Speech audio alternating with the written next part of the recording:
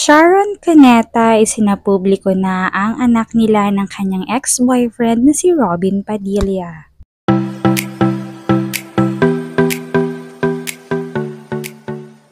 Isang showbiz chika nga ngayon ang kumakalat sa internet dahil sa umano'y pagsisiwalat ng veteranang aktres tungkol sa pagkakaroon nila ng anak ng isang veteranong aktor at politiko. Noong una nga ay hindi pa paniwalaan ng tao nang naugnay at nadawit ang pangalan ni na megastar Sharon Cuneta at Senator Robin Padilla patungkol sa isyong ito.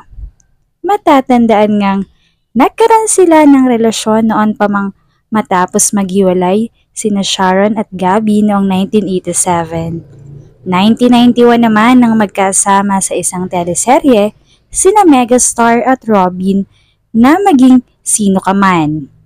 Hindi lamang sila sa mga eksena nagmamahalan, kundi nauwi na rin talaga sa ligawan at muntik na silang mapakasal dahil hiningi mismo ni Robin ang kamay nito sa ama ni Sharon. Subalit dahil sa marami nangyari ay hindi na ito naituloy.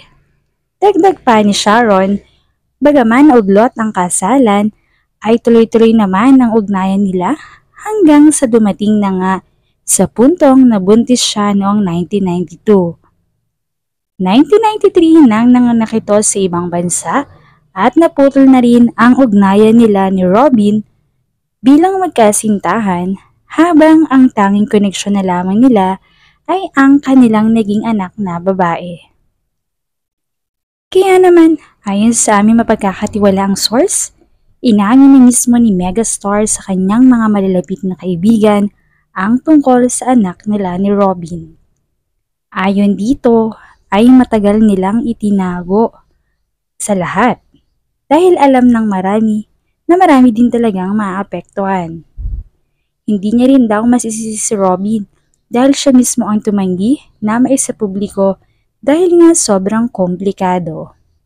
Kahit pa nga raw malaki na ang anak nito kay Gabby at Kiko, ay hindi niya noon magawang maamin dahil ngayon daw siya nakakaramdam ng pagkatakot na mahusgahan at maapektuhan din ang kandidatura ng kanyang asawa sa mga nagdaang eleksyon at sa ngayon nga itatakbo muli.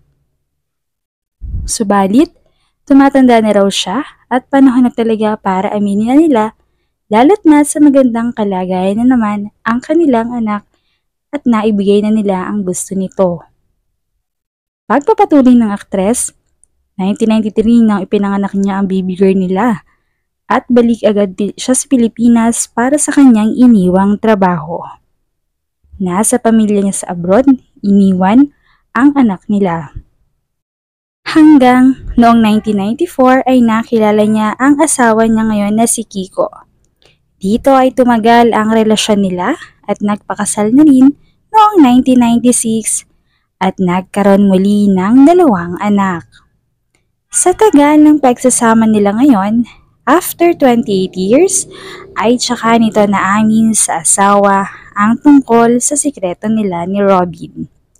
Maging sa parte ni Robin ay wala rin halos ang nakakaalam kundi ang kanilang mga pinagkakatiwalaang manager noon dahil nga din talaga kailangang protektahan ang pangalan nila bilang mga artista.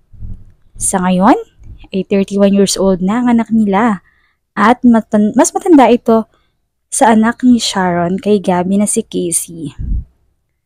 Patuloy pa rin sa pamamalagi sa ibang bansa ang anak nila ni Robin dahil dito na ito nagtatrabaho.